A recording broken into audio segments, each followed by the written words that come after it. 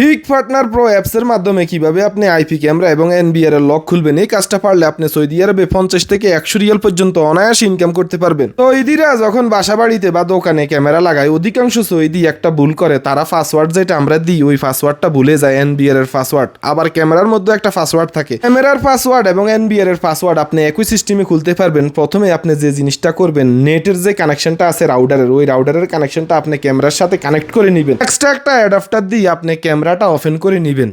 ভাই এখন আপনার কাজ হইলো কি, আপনার হাতের যে মোবাইল আছে ওই মোবাইলও কিন্তু একই রাউটারের কানেকশনে থাকতে হবে। হিক পার্টনার প্রো অ্যাপস যদি আপনার অথরাইজ করা না থাকে, তাহলে সর্বপ্রথম যে কাজটা করবেন, আপনি হিক পার্টনার প্রোটা অথরাইজ করে নেবেন। তারপরে যে কাজটা করবেন, আপনি SADF যেটা লেখা আছে এখানে ক্লিক দিবেন। ক্লিক দেওয়ার সাথে সাথে ক্যামেরা ওপেন হয়ে যাবে। এখানে 3 ডট আছে, ওই 3 ডটের মধ্যে আপনি ক্লিক দিবেন। রিসেট পাসওয়ার্ড লেখা আছে, এখানে ক্লিক দিবেন। এখানে ক্লিক দিলে নিচে লেখা আছে ফরগেট পাসওয়ার্ড। যেহেতু আমরা পাসওয়ার্ডটা ভুলে গেছি, আমরা ফরগেট পাসওয়ার্ডের মধ্যে ক্লিক দিছি।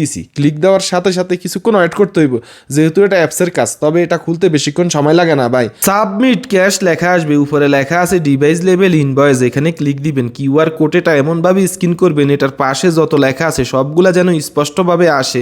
যদি না আসে তাহলে কিন্তু পাসওয়ার্ড রিসেট হবে না, কিছুক্ষণ ওয়েট করতে হবে। নিচে কনফার্ম লেখা আছে, এখানে ক্লিক দিবেন। ব্যাস ভাই, কাজ এতটুকুই। এটা বুঝতে পারলে আপনি আইপি ক্যামেরার পাসওয়ার্ড রিসেট দিতে পারবেন। এখানে একটা মেসেজ আসবে, টেম্পোরারি একটা পাসওয়ার্ড তারা দিবে, ওই পাসওয়ার্ডটা আপনি কপি করে নেবেন।